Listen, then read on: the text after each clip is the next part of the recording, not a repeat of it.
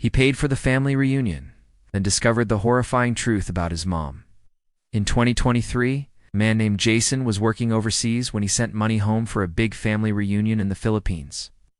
It was supposed to be a gesture of love, but when photos started surfacing in the family group chat, he noticed something chilling. His mother wasn't in a single one, and what he discovered next made his blood run cold. Jason was sitting inside a dusty prefab trailer in the middle of a desert in Dubai. It's the kind of place where the air is dry enough to crack your lips, and the only company is the buzz of a tiny desk fan.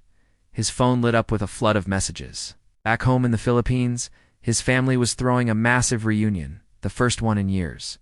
Food, banners, matching shirts, even a full roasted pig.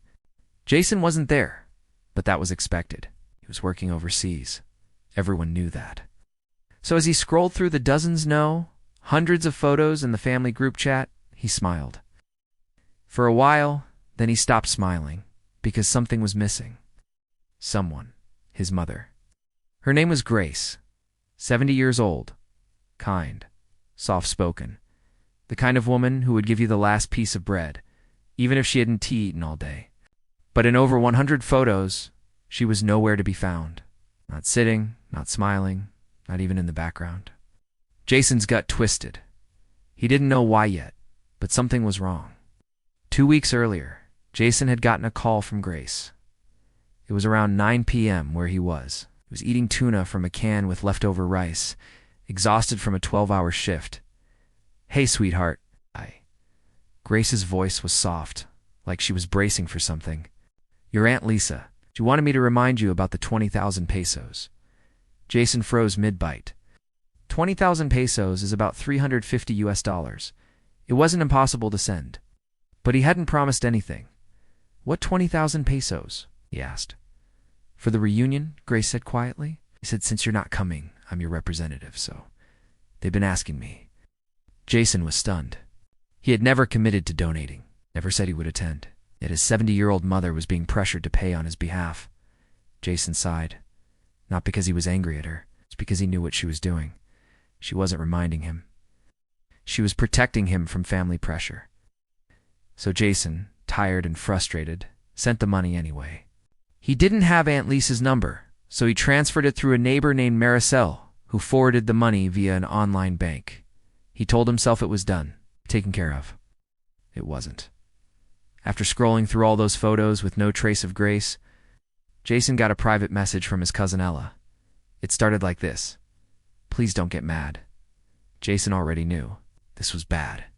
"Your mom was at the reunion, but they made her do the dishes." Jason's stomach dropped. From lunchtime until the event ended, she stayed in the back washing plates. No one gave her a seat. She didn't eat with us. She didn't eat at all. She wasn't in the pictures because no one took any with her. Jason gripped the phone. His ears started ringing. He'd sent the money to help, and they had turned his mother into a dishwasher. Jason jumped into the family group chat and tagged his Aunt Lisa. "Aunt Lisa, I gave 20,000 pesos for the reunion. Why was my mother made to wash dishes all day?" Silence. Then Lisa replied, "I never received any money from Grace." Jason felt something inside him snap. He had the online bank receipt. It screenshots. Maricel confirmed that Lisa had received it. Lisa, realizing she couldn't lie her way out, tried a different angle. "Maybe your mom took it." She was now blaming his mother for the missing money. Eventually, under pressure from Ella and others, his Aunt Lisa folded. "Okay, fine. Maybe you did contribute." Jason thought maybe she'd apologize. But instead, "Your mom didn't really help with anything. Everyone else did their part, so we asked her to help clean." Grace, 70 years old, on medication, with back pain, is helping out of the kindness of her heart. And they reduced her to unpaid labor, all while they feasted on his money. Then came the next blow. Jason learned that Dylan, his longtime partner, the man who takes care of Grace every day, tried to accompany her to the reunion, but Lisa and the others turned him away. "He's not family," they said. "You're not married. Never mind that cousin Marco brought a different girlfriend every year, or that Uncle Ron's drinking buddy was there. Dylan, who bathes Grace when she's sick, who picks up her medicine, who makes her laugh, was denied entry." That was the moment Jason understood. This wasn't just neglect, it was intentional. They didn't forget about Grace. They excluded her. They used her. They hoped Jason would never find out. Jason sat in silence for hours.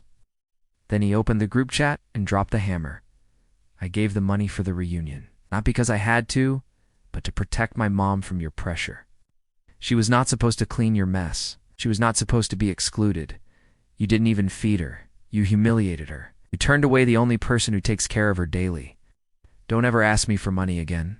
From now on, my mother will be treated with dignity, or you'll never see a cent from me again. Then Jason left the group chat. Silence followed. Only Ella messaged him. You were right. Oh. Then Maricel. Everyone knew. They just didn't think you'd find out. Jason's story didn't start in that trailer in Dubai. It started in a small town in the Philippines, where Grace raised him alone. She was a school teacher. Oh. She gave everything for others, and was always the first to be forgotten. No more. Jason started sending more care packages, not just for Grace, but for Dylan too. A new mattress, imported coffee, birthday cake. When Grace turned 71, Jason flew home without telling anyone. He stepped off the plane and walked through Manila's terminal. The air hit him like a wall, hot, humid, filled with the smell of fried street foods and smoke from cars. He didn't care. He's just only a few hours away from their town. When he arrived home, Grace was waiting. No words, just tears. They didn't talk about the reunion. It's just life, rain, mango trees, old stories. They took pictures together, goofy selfies in the garden, and in every photo, Grace was smiling, front and center, right where she belonged. Jason finally understood. She never needed him to defend her. She just needed him to see her, and now he did. Moral of the story: the kindest people are often the most overlooked. And sometimes, all it takes is one voice to say, enough.